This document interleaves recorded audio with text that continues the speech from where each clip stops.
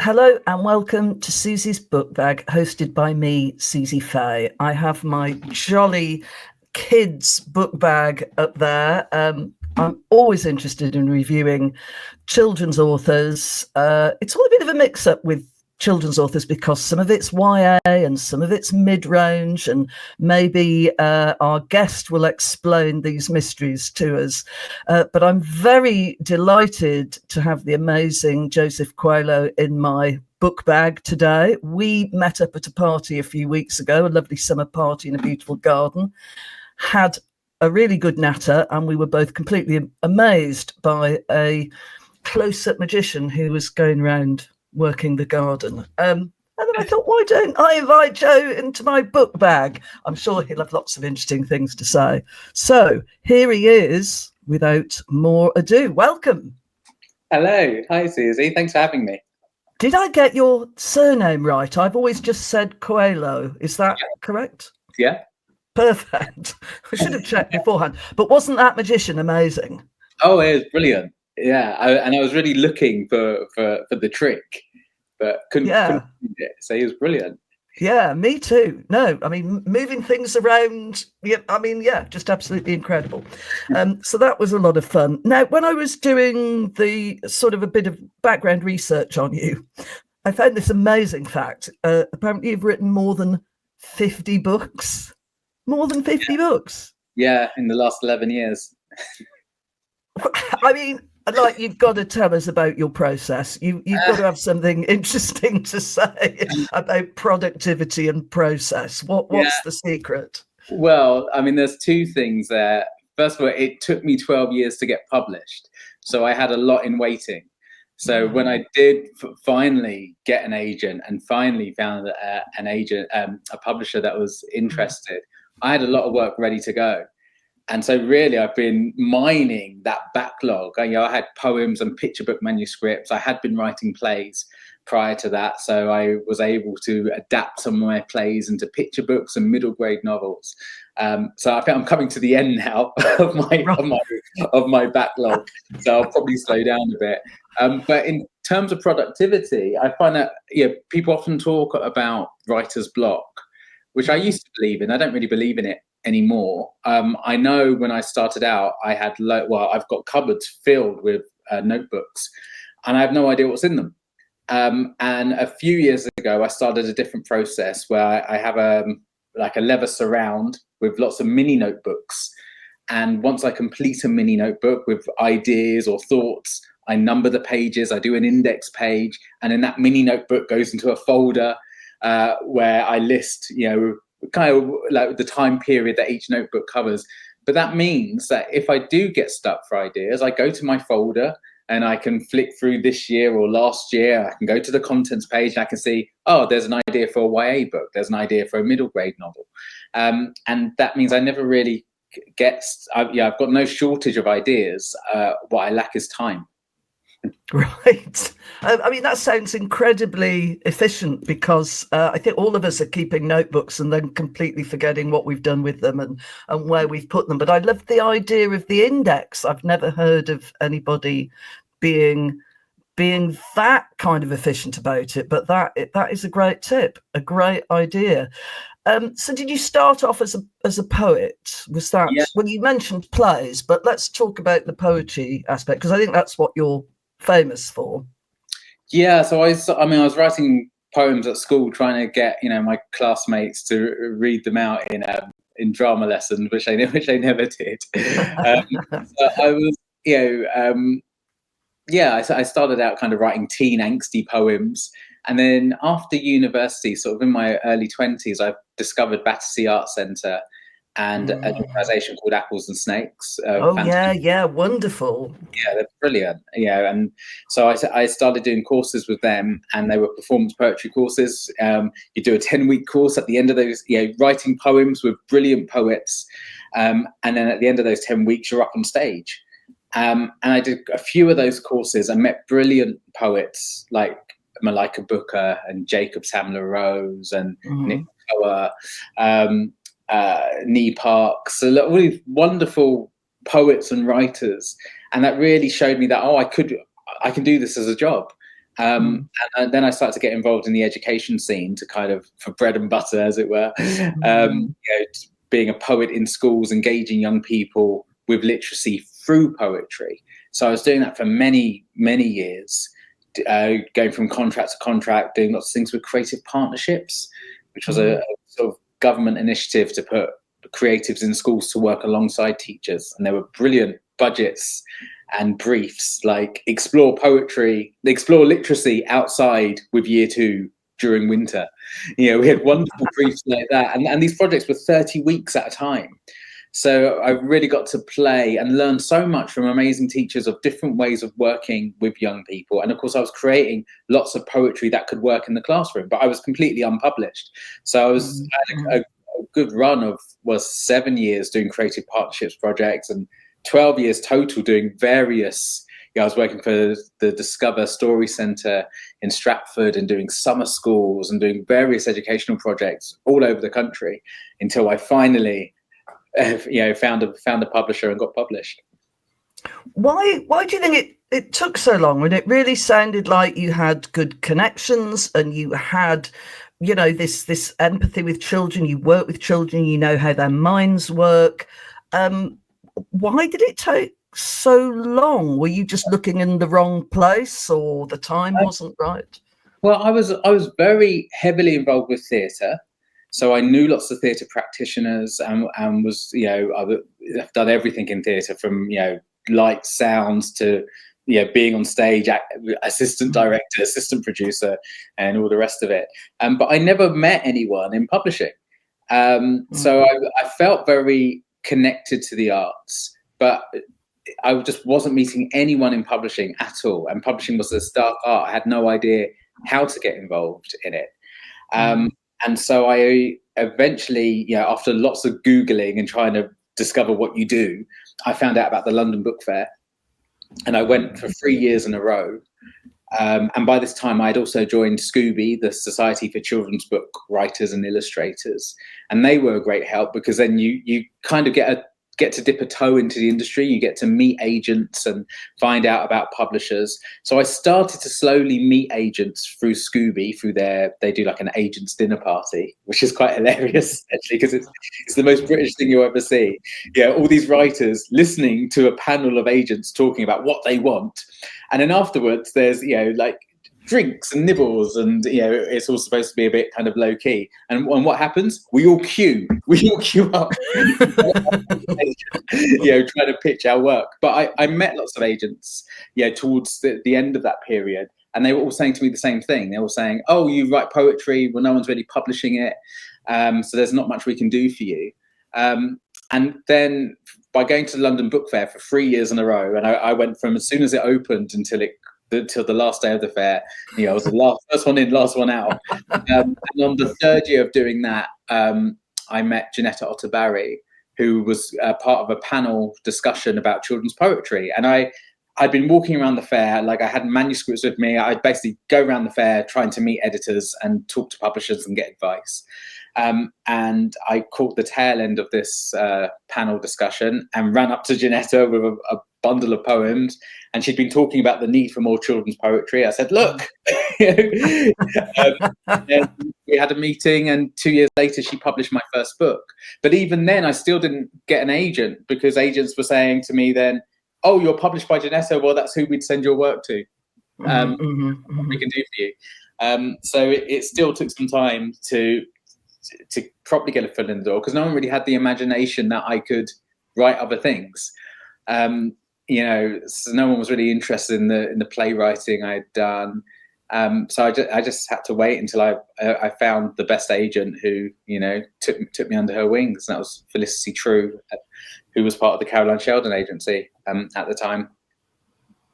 So it's almost sounded like you were doing pretty well without an agent, but is that what an agent did for you, kind of helped open other doors so you can kind of say, I'm not just one thing? Yeah, absolutely.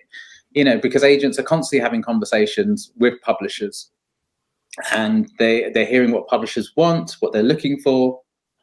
and they're often hungry for new voices and things.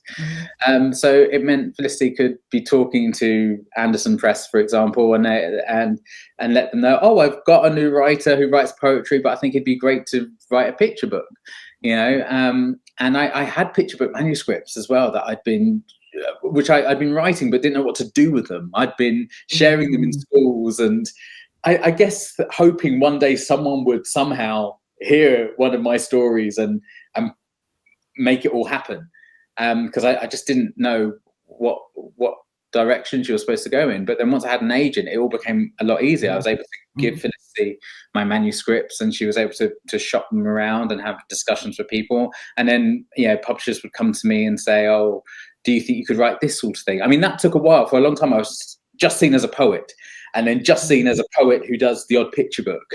And it took a while for, people to realize, oh, no, I can write other things. So when you say picture books, I mean, the picture bit is very important as well. Did you do the illustrations, or were you looking for illustrators? How did that work? Initially, so before I had an agent or knew any publishers, I was like, I remember starting a project with a friend of mine who was an illustrator, and we were kind of creating this book but didn't really know what to do with it. So that's what I was doing initially, and I see lots of people doing that, people that are writers interested in writing picture books, or illustrators.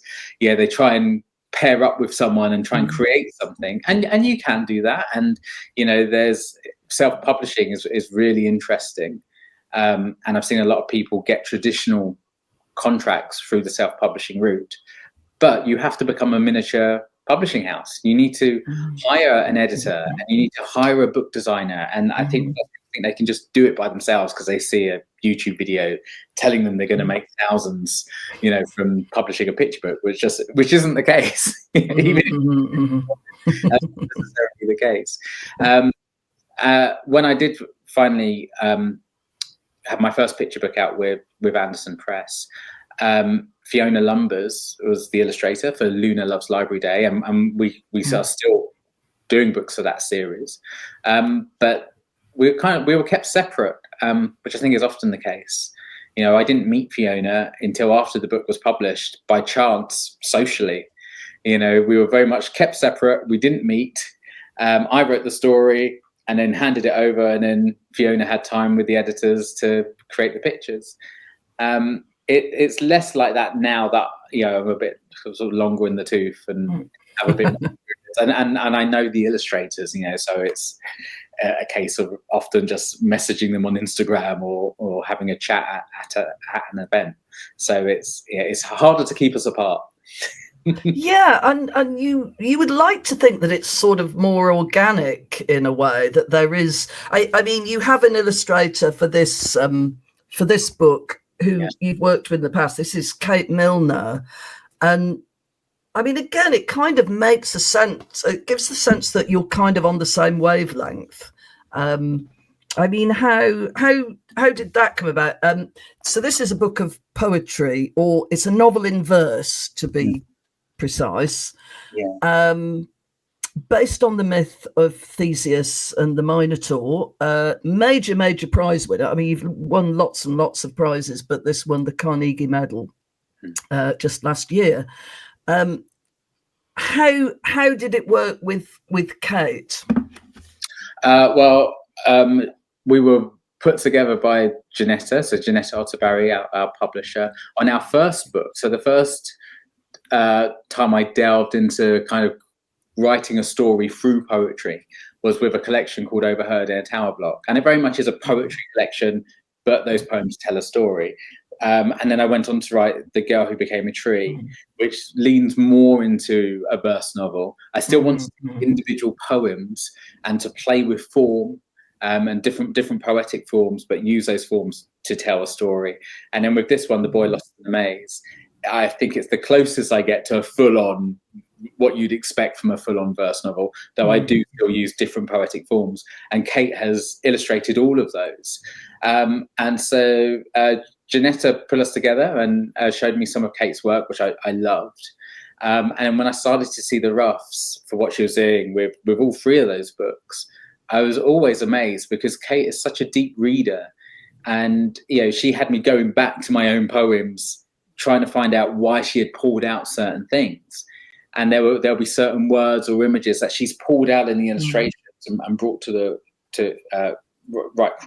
front and center. And I found that really exciting because her illustrations are like little poems in themselves. They're illustrations that reward repeat viewing, and they're not obvious, and they don't spoon feed anything. Like even with The Boy Lost in the Maze, she did a brilliant thing of kind of showing Theseus as a superhero. Yeah. Which I thought was just such a great idea, because it is a story about, I guess, it touches on toxic masculinity. And it's the story of Theseus, from ancient Greece, but also Theo, a modern day Londoner, and they're both sort of going on this parallel journey to find their fathers, but one in modern day London and one in ancient Greece. So I thought the way that Kate represented those two narratives through how she represented the boys, you can see them on the title page there. So we got Theseus, who's very much in superhero guise, and Theo, who's like a young lad, a young modern day lad, trying to navigate the world. Yeah, it works really well. I mean, there have been this is in kind of adult publishing. There's been a real trend for retelling the myths, kind of. What's it really like to be Circe or Persephone or whoever. And I sort of think it's a bit overdone now. But what you've done is sort of cleverer in that it's really a story about today. It's not just the old story. It's giving it more life and seeing how it might play out today as a narrative. How did you tap into myth? I mean, if the first book was the Daphne, why did you start with Daphne and Apollo? What was it? I mean, Apollo is the god of poetry, so respect to him, right? Well, actually, I first dipped my toe with Overheard in a Tower Block, which has poems in it about the Promethean myth, and it just felt right. It felt like, I've always liked fairy tales and myths. I like that they deal with archetypes and that they're kind of timeless.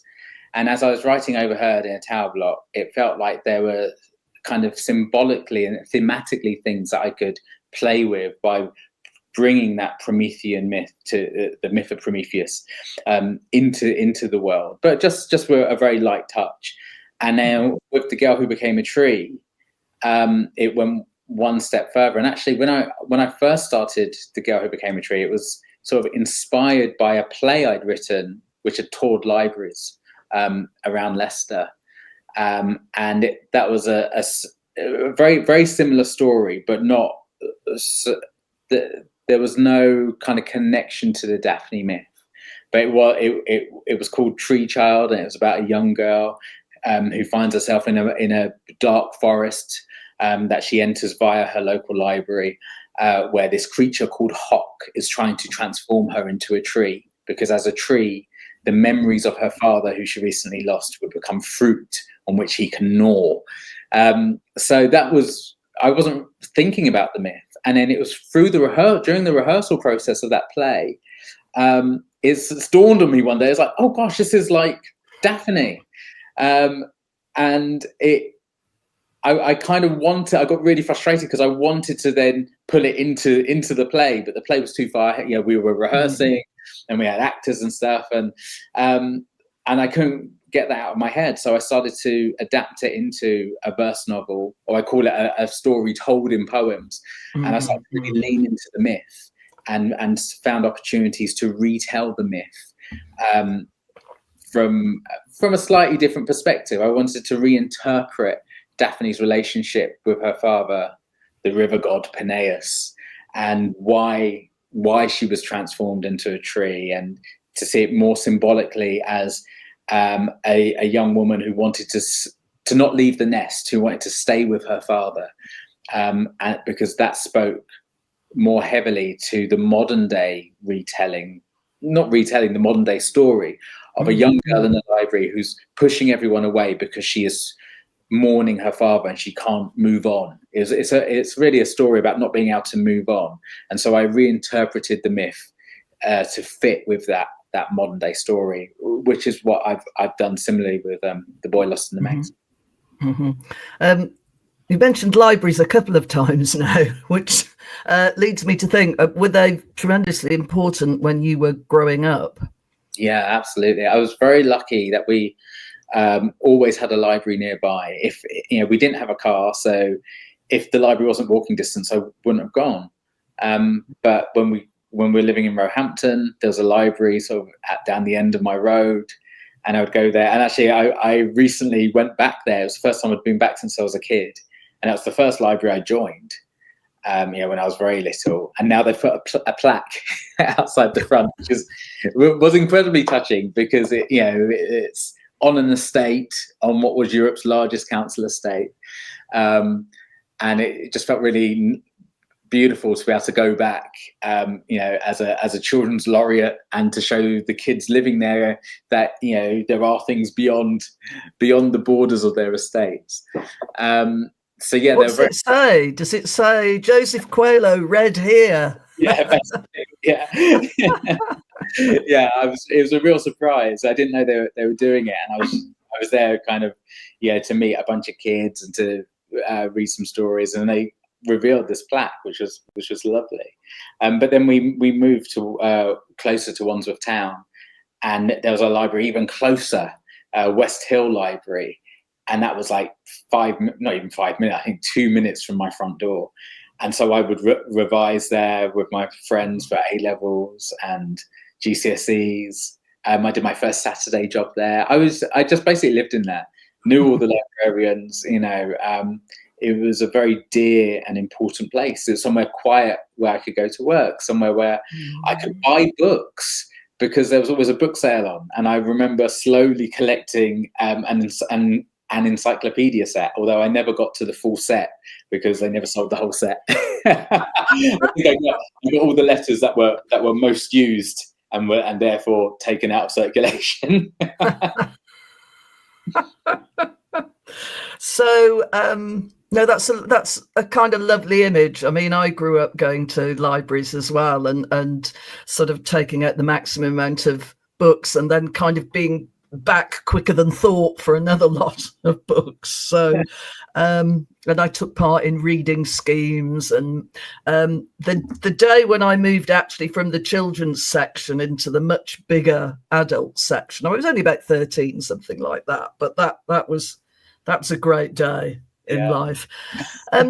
Well, we've touched on The Boy Lost in the Maze and Theseus, so would you like to read something from it, and then we'll discuss them more? I'll read a poem from near the start. So Theo, modern day Londoner, doing his A-levels, discovers that the person he thought was his father is not his father, and so goes on a trip across London to find his biological dad. But at the same time, he's learning about the Greek myth of Theseus, the 6 labours of Theseus. So Theseus before he meets the Minotaur, and realizes that Theseus was also from a single parent household, also discovered at the age of about 16 that the person he thought was his father wasn't his father. So this poem is called Theseus Killed Them. And it's Theo's interpretation of hearing that myth, of what he thinks the myth is about. Your father is a king, said his mother. Just lift this heavy rock. He left some things for you to prove your kingly stock. Beneath the rock he found sandals and a sword, sandals for a journey, a sword for the criminal hordes. Theseus walked his father's road, but the way was filled with tests. He had to battle 6 enemies and prove he was the best. The first was Periphetes, who was a little dim. Theseus took his bronze club. Theseus killed him. The second was Sinis, who killed with a bent tree limb. He ripped his victims in 2. Theseus killed him. The third was a pig, who'd been causing quite a stir. She was the Crominian sow. Theseus killed her. The fourth was named Sciron, who gave his victims a surprise swim. He'd feed them to a monster turtle. Theseus killed him. The fifth was Cercymon, a king who wrestled for a whim. He'd wrestle strangers to death. Theseus killed him. The sixth was innkeeper Procrustes, who liked everything to be trim, forcing guests to fit his bed. Theseus killed him. When the killing journey was done, Theseus found his father's kingdom grim, the young yearly killed by the Minotaur. So Theseus killed him. Brilliant. In your afterword to the book, you talk about how these myths are not fixed. So it did give you a bit of interpretative leeway, even in, certainly in the modern day. But that seems to be what's appealing, that, it's not just one story and you have to tell it this way. Mm. Yeah, I mean, they've been, a lot of the Greek myths have been rewritten and interpreted and reinterpreted and added to. And I think that's because they're dealing with these archetypal characters, these heroes and villains. And really, they were a way for audiences to figure out what they were, to tackle big themes and concepts like death and love and moral dilemmas. And so they, were shown again and again, at amphitheaters. There was no streaming. And I think what's lovely about that is that lots of people would know the same story and then could be delighted when a new writer would sort of mix up expectations, or change something essential in the piece, or just something subtle, or add a new character in that would delight the audience all anew. What I think is such a shame now is that there's so much content that there's very few things that we all as a society sort of collectively know. There are very few narratives that we collectively know. That's why we still go back and to your earlier point about many writers kind of revisiting myths. I think it's for that reason that there are many things, narratives, newer narratives that we have that are shared. There are bubbles of people that will have watched the same box set or read the same book. But in terms of society as a whole, if you're going back to the days of ancient Greece, everyone would know the story of the 6 labors of Theseus. Everyone would know about Theseus and the Minotaur, or about Daphne, or about Prometheus. And that's just, unfortunately, isn't the case. And I think we miss out on, being able to then talk to each other about these shared narratives, and of course the themes and the concepts that those narratives are unearthing. I found something interesting about, I was generally very good at quizzes back in the day, and quizzes used to have things like a question about, I don't know, Shakespeare or Jane Austen, or maybe a band, a group, an album. And nowadays, I've noticed the recent quizzes I've done, I've been terrible, because they're not general knowledge anymore. It's as if quiz masters are kind of going, well, people don't have that common knowledge, so you're doing kind of weird little rebuses, things, like pitch around or whatever, or the common knowledge is things like the Marvel universe, or sitcoms or something. But it seems there isn't any one cultural thing for everybody to grab hold of, unless something, unless everybody watches one TV program or something. So maybe I hadn't thought about that, but that's maybe why people are going back to these stories, and there is a recognition factor. Yeah. Even if it's only dim, you will know something about, say, Pandora opening a box and all the evils fly out or whatever. And I think that's probably why things like Marvel have been so popular. Because they are playing with those myths. We've got Thor and Loki, and even what's his name, Thanos, is sort of taken from those myths and sort of played around with. So I think there are those universal things. We're literally dealing with gods and monsters. But maybe the general knowledge will be in 300-400 years' time. It will be about the Marvel universe. I wouldn't be surprised. Now, I'd heard of Procrustes, and I'd heard of the labours of Hercules. I hadn't realised that Theseus also had his series of tasks. So that was very interesting to find out about. And of course, you have to find a kind of modern day resonance for Theo to encounter. I mean, you seem to have had a lot of fun with that. Did you enjoy configuring some very strange ideas and some very strange people into their modern counterparts? I'm thinking about the lawyer, which is fun. It was a lot of fun, but also sort of surprisingly easy. The Theo's narrative, at least, is in part sort of inspired by it. It's not my story, but it's definitely inspired by my own sort of search for my biological father when I was a teen, and that search meant that I met lots of people, so that it became a bit too easy to sort of, it was like a life imitating art. And as I knew all the steps that he would have to take and all the things that could go wrong in searching for someone when you only have a name and you don't have an address, and the sort of characters you might come up against. So it was great fun, for example, like with Sinis, who in the original Greek myth was I don't know what you'd call it. He's a murderer. He would, take his victims off the road. So when I say the road, I'm talking about the Saronic Gulf. So Theseus, rather than traveling to his father via the sea route, which is much safer, he decides to go around the Saronic Gulf which you can still go around in Greece today, because it was dangerous, and he wanted to meet his father, having proved himself a man. So along that route, there were murderers and monsters and what have you.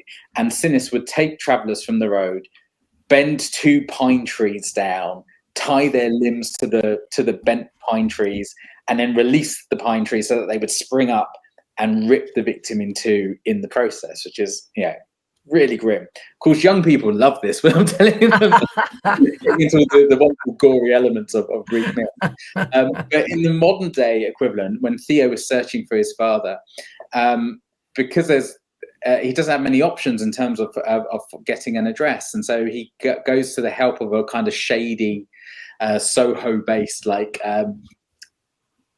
internet company, but really as a front for a hacker, and has to give this hacker £90 to get his father's address. And this hacker has a company called Sinis Solutions, and the modern day equivalent of Sinis, rather than physically ripping people in two, will strip people's digital lives down, separate the private from the public, and reveal all.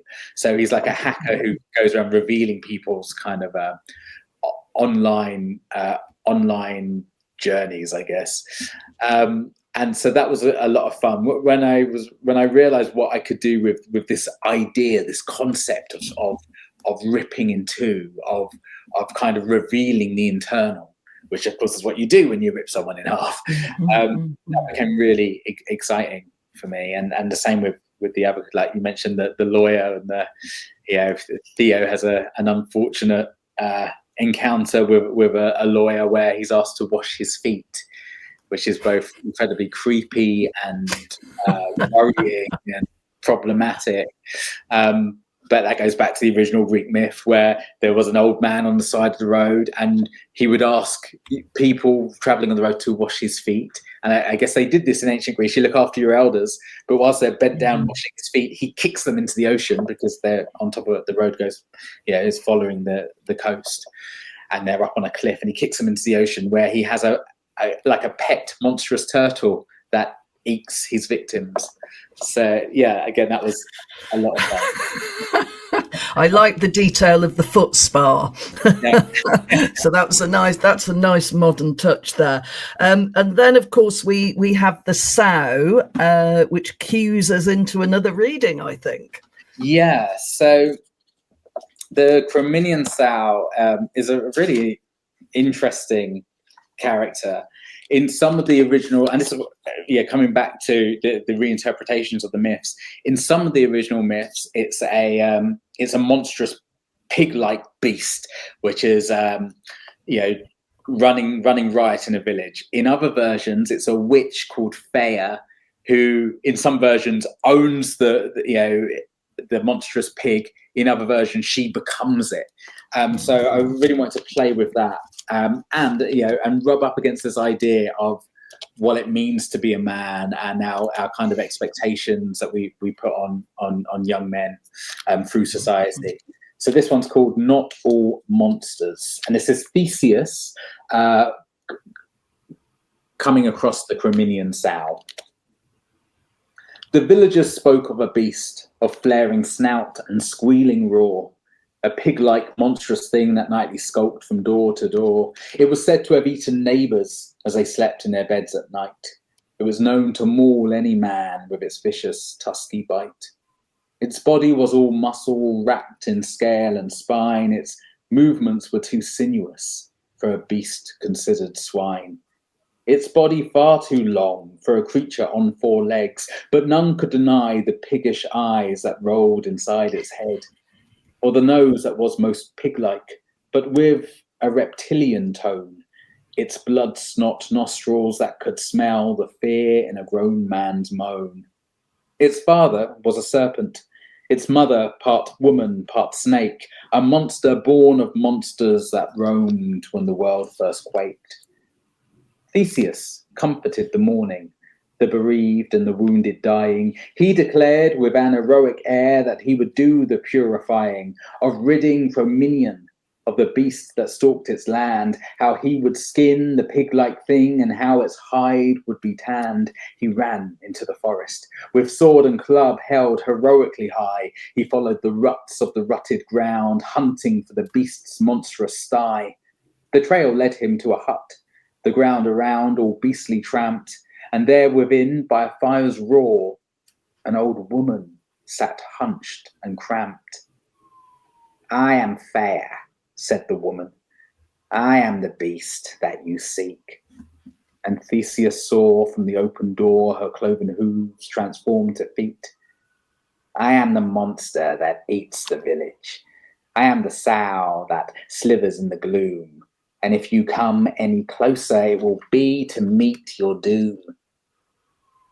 "I do not fear you," said Theseus, stepping into her lair. "I have come to kill you, monster, to rid the village of your snare." Feya gave out a cackle that had the intended effect. "What do you really know about the people you claim to protect? The people of that village have done unthinkable things, and if it wasn't for my stalking, their terror would infect everything. There were others here before them, that they slaughtered without a care. There's a trail of death behind them to which no war could compare. I have tracked them as they've travelled, sowing misery and blood, and I have taken those I can. I have stemmed their murderous flood. Now you have come to kill me, to prove yourself a man. But not all monsters have claws, and not only men protect the land." Nice. Very good. It's nice. You have sort of female characters as well. I mean, this is a story about Theo's quest and, his troubled feelings about masculinity itself. But there are, he has female helpers and some quite sinister ladies in the narrative as well. So that's also nice to see. Now, at a couple of points, you have a sort of bit of a choose your own adventure thing, like, should he do this or should he do that? Was that kind of integral? Did you know you were going to do that from the start? Not from the very start. I was initially attracted to the idea of writing something around Theseus and the Minotaur because of the labyrinth. Because I thought, having a story centered around a labyrinth will just allow for some opportunities to do interesting things with poetic form and with the structure as a whole. And then I discovered, because I wasn't aware of the 6 labors of Theseus prior to him meeting the Minotaur. I knew all about the Minotaur story, but didn't know that he'd gone on this journey. It's sort of less well known, isn't it? His kind of prequel or origin story. Yeah. And I think that's because it's very short. I mean, the first poem I read is like Theo's version of the original myth, which is pretty much Theseus met this person, he killed him. He meets this beast, he kills it. It's pretty much as short as that. So I can see why it probably hasn't really inspired much more attention. But yeah, I wanted to. I was attracted to the idea of the labyrinth, and then as I started writing, and then realised, found out about the 6 labours of Theseus, found the sort of synergy behind this single parent lad looking for his father, and realizing, oh gosh, that reminds me of my story, and then realizing I can turn the whole book into a labyrinth if I use choose your own adventure moments. Right. And I loved the choose your own adventure books when I was a kid, written by Ian Livingstone and Steve Jackson, where you get to an end of a chapter and then it says, if you want the character to go left, go to this page. If you want to go right, go to that page. I thought that'd be a brilliant device, because then I'm physically sort of leading the reader down dead ends, and they'll have to double back, and then so their journey through the book, their physical journey through the book, will be a back and forth, and searching for that route through the book. And I thought, that really excited me as a writer to play with. And I thought, how am I going to do this? I had no idea how you write a choose your own adventure. I imagined it would be a lot more complicated than it actually was. I thought I'd have to have massive boards and loads of post-it notes and be planning out all these different things. But actually, you just kind of write it and it just kind of magically comes together. I kept making wrong. I mean, I was always ending up at dead ends. Always. I just think I'll go this way, and then you have to retrace your steps, just as in a labyrinth. Now, Theo, just talking about the structure again, Theo is writing poems about Theseus with the help, or not so much the help, the encouragement of his teacher. He has this very inspiring teacher, and I wondered, what's he called, Mr. Addo? Yeah. I wondered whether you had that teacher when you were growing up, someone who helped or encouraged you. Yeah, I mean, I had lots of wonderful teachers, especially in my secondary school. Lots of English teachers who were incredibly encouraging, especially about my writing. But we just had we're very lucky. We had lots of very passionate teachers who did things like, would hire a minivan, and every other Thursday, I think it was, would take us into London to go to an art gallery opening or to see some theatre or opera. And they did this off their own back. It wasn't like part of the curriculum. It was just something that they did because they recognised it was important.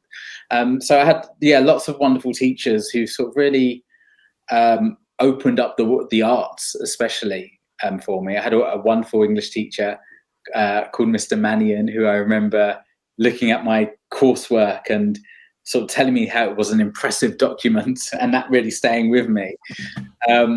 I think I'd written a dissertation on the banality of evil in English literature, which I still have somewhere. I should read it.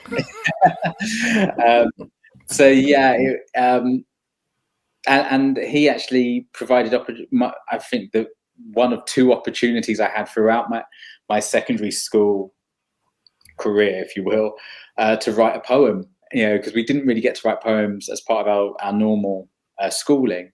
But during a school trip had happened, but those that couldn't go, like myself, who was staying at school, we got to do fun activities. And one of those fun activities was writing a poem, and on another occasion it was writing a short story. And I took part in both of those activities. And then I remember Mr. Mannion encouraging me to read my story out to the rest of my peers when they got back off this trip, and just feeling incredibly proud that I got to share my writing. I think the thing about going to galleries, especially if you can come into London, is extraordinary, because there are paintings that tell stories. And I remember being really bowled over by things like Bacchus and Ariadne, which is sort of beyond the scope of this is what happened to Ariadne after Theseus. And yeah, you just sort of, you see an image, and in a way seeing an image make like, what's he doing? What's she doing? Why is she upset? You know?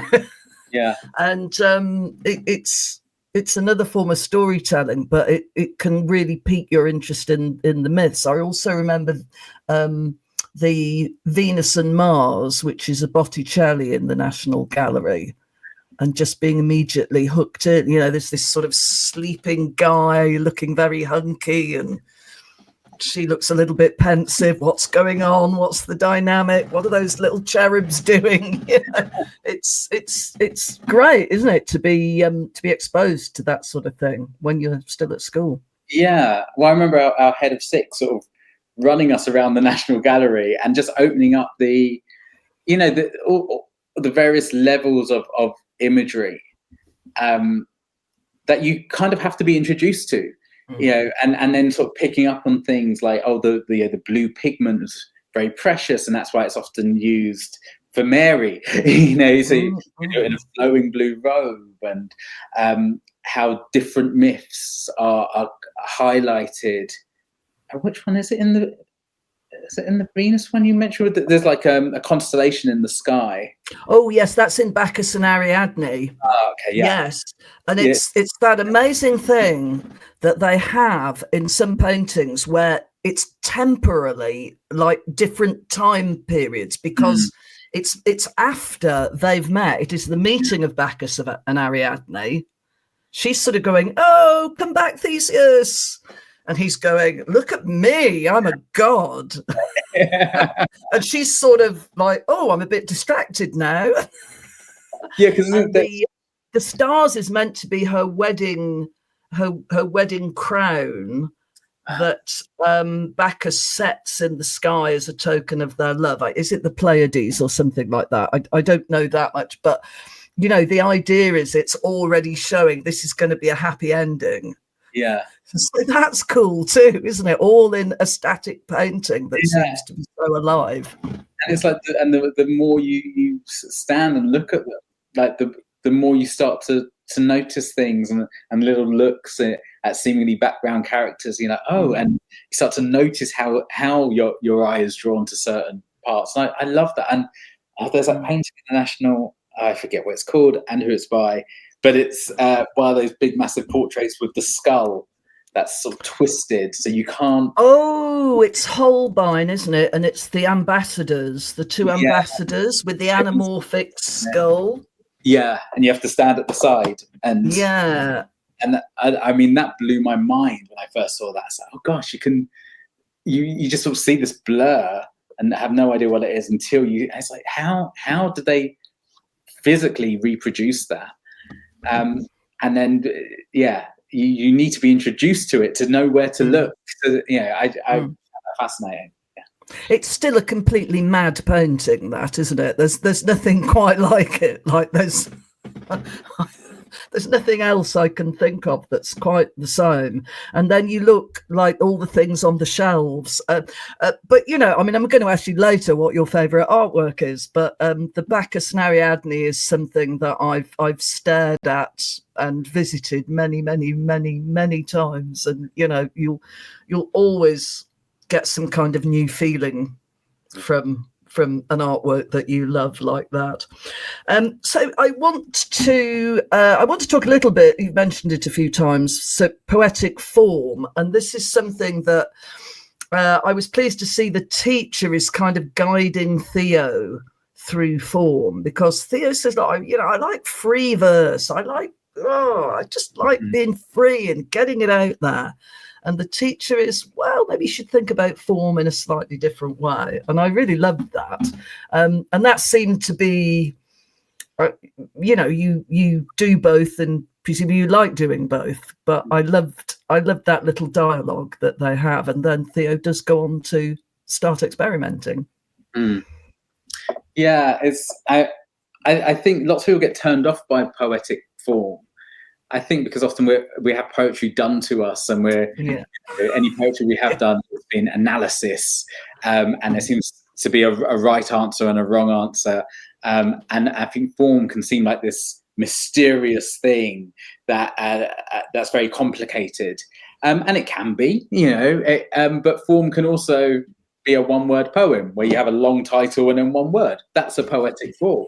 I think some of the most popular forms are things like haikus, because they're very, very accessible and very easy to sort of get your head around. And then people may have heard of sonnets, but then I think interest kind of wanes. And what I've always loved about form is the challenge of playing with words and finding new things, because form really is creative restriction and is there to serve the writer. I think so often we approach form as something that needs to be stringently stuck to, and the writer ends up serving the form, when I don't believe in that at all. I think the form serves the writer, and so you can break out of that form whenever you want. You can do a perfect example of a Shakespearean sonnet right up to the 13th line, and if you want to throw it all out the window on line 14, you can. You absolutely can. But when I started playing with narrative and poetry, I realized that different forms can tell are better at telling different parts of the story. So, for example, in The Girl Who Became a Tree, there are villanelles, which is quite a nice repeating form, and pantoums, which is another sort of repeating form, but one sort of sticks to a more rigid repetition of lines, which to me suggests the character stuck. They can't get out of a thought process. They are stuck in thinking this same thing, or I feel like the form can be used that way, and that's how I used it in the book. Whereas the pantoum sort of builds upon ideas, because you get partial repetition. You get a line, then you repeat it next, but then you build upon it, and then the bit you built upon, you repeat, but then you build upon that again, and so you're evolving an idea, which is great for a character sorting something out or arriving at an epiphany. And so in that way, I love using form to help tell a story, because I find it more interesting in the writing. I can't remember where I read this, but there was a brilliant thing, some kind of bit of poetry criticism, where the person said there's no such thing as repetition in a poem, even if you have exactly the same line, which you would have in a villanelle over and over. It's a bit like you can't step in the same river twice. Like the second and the fourth and the sixth or whatever time that it's repeated, something's happened in between. So it isn't the same line. And I thought that was completely brilliant. And that's what's wonderful about form, I think. It makes you think these thoughts. Yeah. And often a villanelle is used in that way, where like you're reading the same lines by the end of the poem, but you've got a whole new thought process going on, because it's opened up. It's like doing an essay and really drilling into the detail, and that repetition can force you to look at that detail and then come to new conclusions, which I think is brilliant. The great example, I think, is Elizabeth Bishop, the wonderful sonnet One Art, the art of losing isn't hard to master. And it's just this, the rhyme words are great, practice losing further, losing faster. The art of losing isn't hard to master. And it just sort of builds and she's losing more and more. She's losing small things and medium-sized things and then really big things. And so it's almost like you're learning to lose. That's what the poem says. And it's just a brilliant example of exactly what you've said, the way the form tells the story and reinforces the story. But of course, the other thing about form is you can make up your own, can't you? And I think, you're quite keen on that. Find the shape yourself.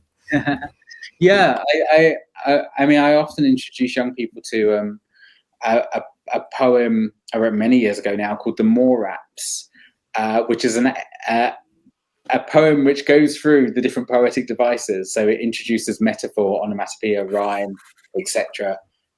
In the poem, but then it tells you how to write your own poem using those devices.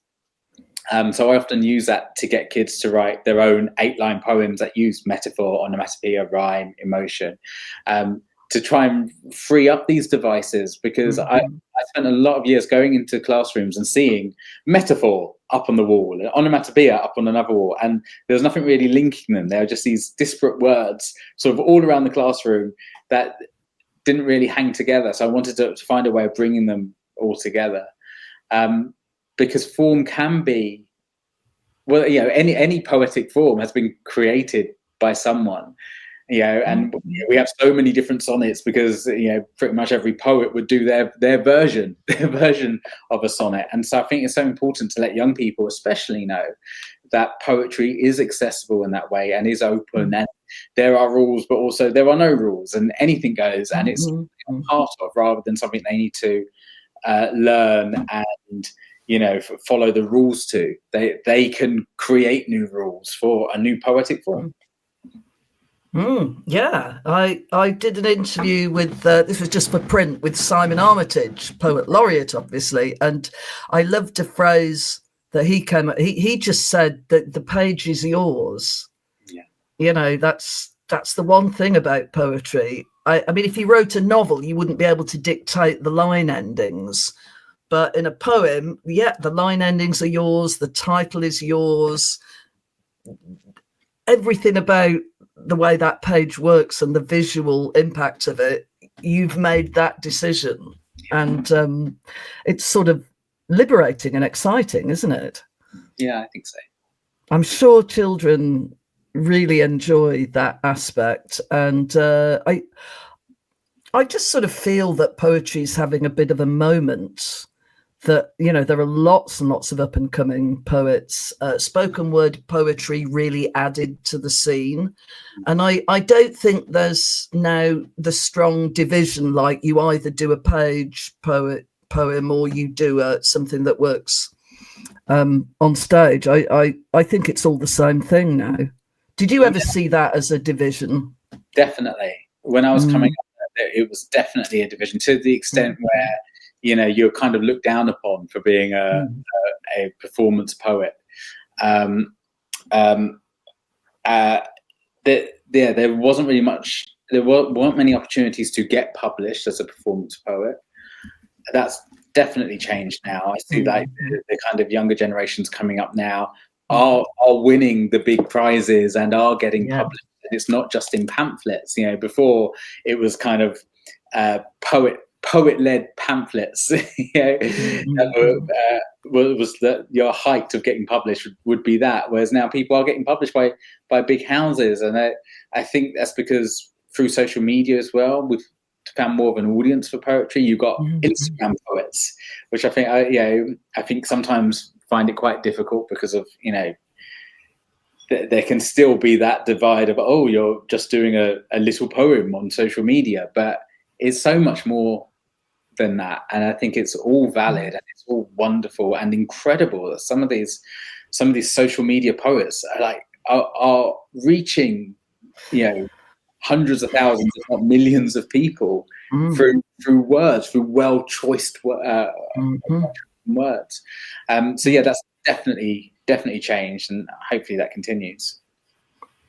Let us go on with the story of Theseus, because he and indeed Theo, they will both have to encounter the Minotaur in whatever form the Minotaur takes. And well, let's shall we have a reading at this point? A Minotaur reading? Nice reading. I'll do a poem from near the beginning when we first meet the Minotaur. And Kate's done these wonderful illustrations of the Minotaur here. I was really keen to show his humanity, really, because I think he gets a bit of a bad rap. You know, we just sort of see him as this mindless monster, where of course he is a prince, you know, who through his parents' actions is the way he is, through no fault of his own. So I wanted to tell his story from birth, and for us to join him growing up. This first poem for the Minotaur is called The Minotaur's Story, Birth. I am born into secrecy, born to screams and gasps, carved into my mother's shaking arms. For years I played alone, ate alone, nursed by the nurses who dared to brave the sight of me. My mother was a ghost, creeping at the edges of open doors, spying from the few windows that faced mine. My father was a myth, a sound, a word, a king. He visited me once, held me in his arms and slapped me when the point of my horns grazed the whiskers of his chin. From him, I learnt the word monster. There's so much in the Minotaur, isn't there? There's the kind of hiding away of children, certainly in the past, who were disabled, maybe, sent away somewhere. The Minotaur is he's a sort of figure, isn't he, of deformity or unwantedness, or even the sins of the parents, the sins of the there's so much bundled up in the image of the Minotaur, and like you say, he's often seen just as a monster to be killed. And you wanted to get beyond that, and the drawings are great, actually. They're full of empathy. You get to see his eyes, and I think Kate's done a great job of sort of humanizing him, actually. But I think he's such a fascinating character because he is this monster that is at the center of a labyrinth, which you could liken to a brain, something which has been created by one of the greatest minds at the time. As Daedalus has been, commissioned to create this labyrinth to hold this Minotaur, because he can't be kept imprisoned in a normal way. He needs something greater than that, because he is greater. And I just love this notion that he is symbolic of the kind of the monster, the beast that's within us all, right at the center of our brains. And people often talk about, the stem of the brain, sometimes referred to as the lizard brain. It's that, the part of our brain where all our emotions are stored, and which, even from an evolution perspective, was, the lizard brain that then more brain evolved around it, but we've still got that core. So when we react to things, when we blurt out, it's sort of coming from that lizard brain core, which is at the center of our own labyrinth. So I think there's so many things to be drawn out of that character. But we don't need to fear him, and we don't need to hate him. But we need to have our reckoning.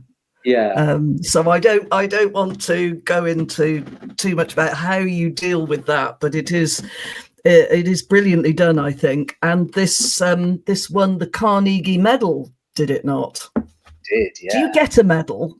Yeah, I've got it. Oh, right. Yeah. That's pretty cool.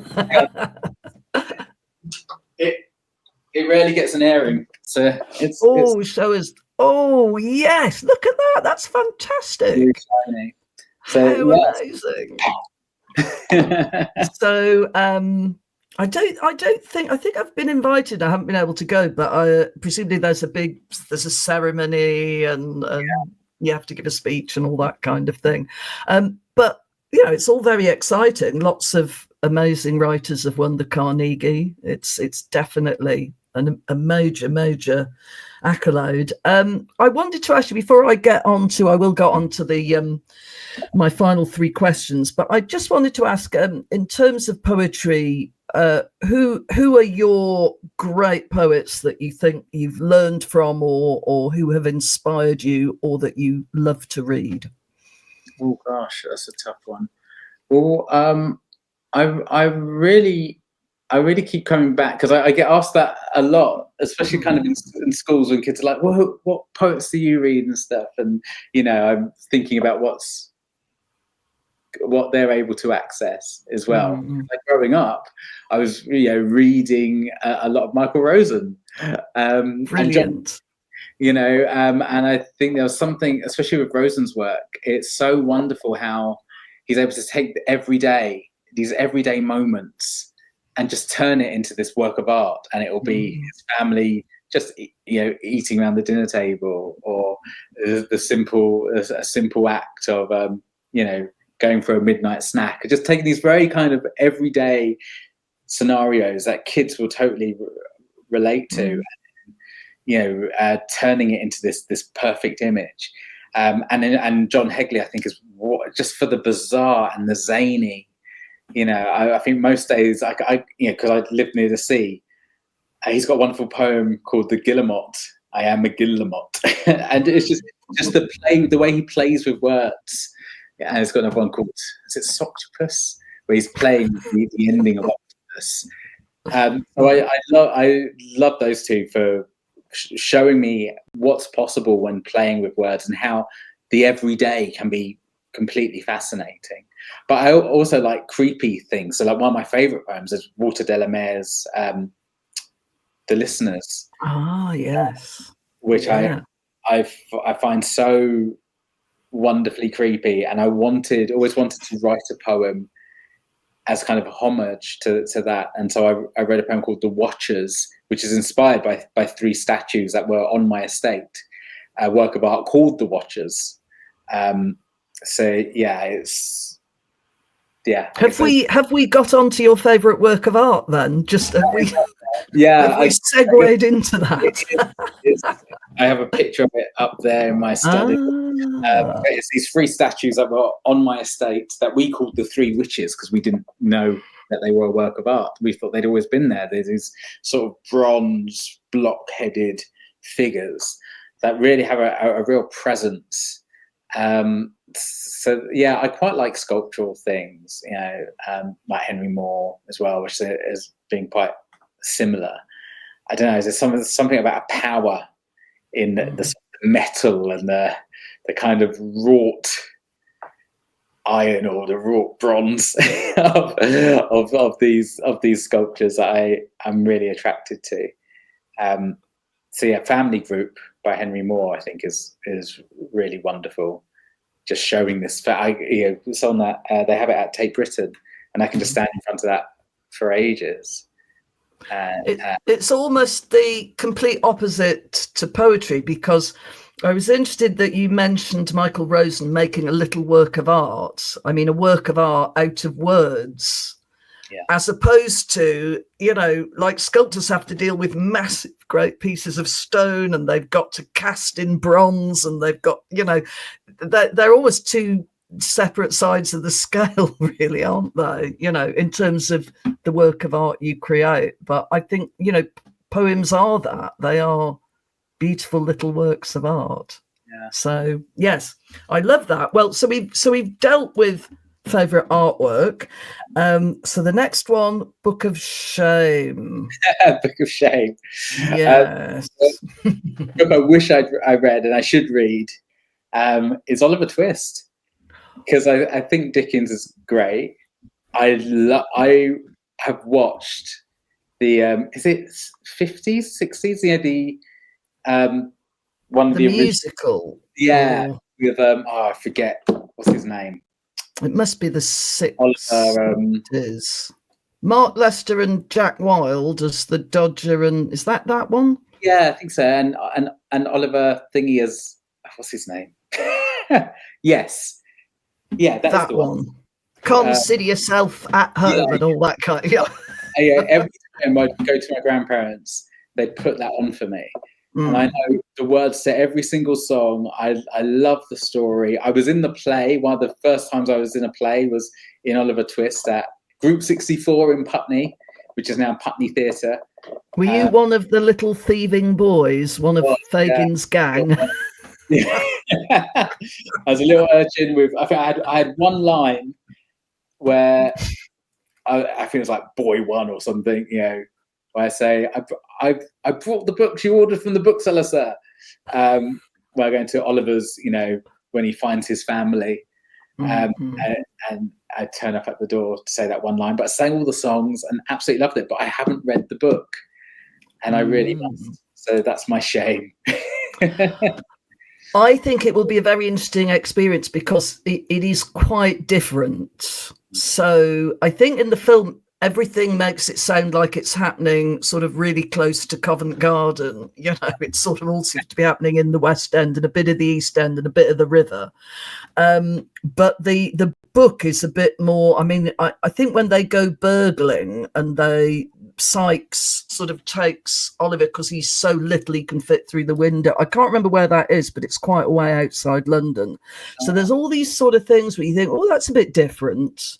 Oh, you know, or there's an extra detail. So I think it is not one of the massive hulking Dickens. It's not too huge. And I think you'd find it really interesting to read in terms of the tone and the stylistic differences. So we will give you that as your homework, Joseph. You know, because before you write your 57th book or something. So the last question is funniest and most bizarre feedback. And you deal a lot with kids and they can be very frank. So I don't know whether what you're going to come up with is something from a kid, but tell us funniest, most bizarre feedback on your work. I've had some pretty weird comments from adults, but because when as a kid it's cute. Yeah, but, exactly. I remember so this was before I was published. Actually, I was doing a lot of work for creative partnerships that I mentioned before, and when you put yourself forward for a creative partnerships project, you would get interviewed by the kids that you were going to work with. So I remember going to a school, it might have been in like Billericay, somewhere like that, and I was being interviewed by this class of year twos. And clearly the teacher must have said something to them like, oh, Joe's a writer, he makes books, even though I wasn't actually published then. So I came into this classroom, I sat down, and the kids were going to ask me questions to see if I should get the job, which was it was actually, it sounds horrendous, but it was actually really lovely and ensured the kids felt involved. And I sat down, and this little boy put his hand up and he said, oh, what's the name of your friend? And I'd come in by myself. So I was thinking, my friend, sort of looking behind me, thinking of every single horror movie that I've seen with a creepy little kid talking about the unseen visitor in the background. I said, what friend? He said, oh, your friend at the factory. I said, what factory? He said, the factory where you make books. And that just blew my mind because he'd made so many jumps there, which were all brilliant. Like, I write books, so therefore I must work in a factory because you make things in factories. It makes total sense. And if I work in a factory, I must have a friend because when you're working, you want a friend next to you, don't you? You have your friend in the same way that school kids are going to school, they have their friends.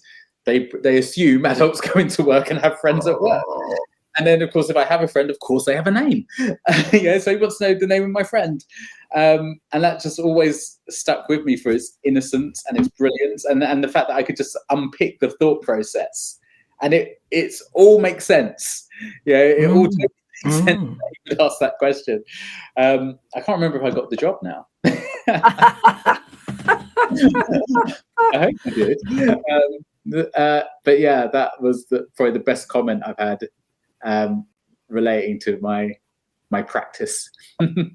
That is so sweet because, of course, when you are at school, who your friend is so fantastically important. And the idea that it would be just projected forward quite naturally into, your working life is just really adorable, isn't it? So that's really sweet. Have you ever had anything where you've had to scratch your head a bit or think, oh, have they really read my book? Or oh gosh, yeah. I mean, I don't I don't look at like reviews now because it can be infuriating. And of course, you could have the best reviews going and you'll focus on that one star, and I'm lucky from what I see, what I glance across, I tend to have quite high star ratings. But of course, in the past, I have gone and looked at the one star, and it will be like, for example, I had Luna Loves Books, which was a World Book Day book. So I was incredibly honoured to have a World Book Day book. That was my first World Book Day book. And one of the comments was, "Oh, it's really short." It's like, it's a World Book Day book. Or people being really surprised, like, oh, I ordered this, but it's really tiny and it's really short. And I think in the industry we get very, I don't know, like we assume everyone knows what a World Book Day is. But of course, if you're just going onto your favorite online retailer and buying a book and you don't know what World Book Day is, and you don't know how that works, and I can understand. I think it's a fair comment, and often spoke to me of the people we don't reach in the industry. Those young people and those families who aren't touched by books on a regular basis, who don't know about things like World Book Day. And that's why a lot of my work sort of focuses on going out to libraries, because I know if I go to a library, more often than not, if they're creating an event because I'm turning up, more often than not, we're going to get people coming in who might not normally go to a library, who are walking by and realize there's an event. I remember doing an event at a library. Where was it? It was somewhere in Kent. And I'd done this little theatre show, and then after my theatre shows, I would then sell books. And this man came up to me after and goes, "Oh, that was proper. I didn't expect that. That was proper." Because I had brought theatre to the local library. I thought, I'm reaching new audiences and letting them know what art can be, and the connection with books, and that authors can be living people. Yeah. I mean, not everybody will go in a bookshop and browse, the more sort of events we have and drawing people in, and bring it on. Well, thank you very much for chatting to me. It's been fabulous. We've had a good long chat, actually. So nice to talk to you. And do you have another myth in mind? Do you have something else that you're cogitating? I'd love to do something with Medusa. Oh, yes. But as you say, there's been a lot of people I think Medusa's been covered quite a few times, but I'm sort of delving more into legend now. Right. Around Arthurian legend. So I might be doing something around that next, if I can find a way in. But that's what I'm sort of focusing on. I love there's some wonderful legends, like the Green Children of Woolpit, like stuff like that really fascinate me. And so Legends of Albion, like British myths and legends, is incredibly rich. We have dragons and wyverns and worms and all sorts of great stuff. So I would like to dive into some of that. I think I've looked a bit at the Medusa myths, and she doesn't really do much apart from go around frightening people.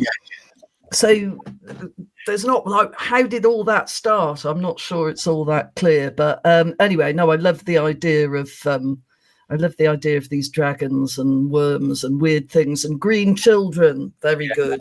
Okay, so I will bid you adieu. We have been talking about The Boy Lost in the Maze, Carnegie Prize winner. Brilliant read. Thank you very much for joining me in the book bag, Joseph Coelho. Thank you, Suzi. It's been lovely. I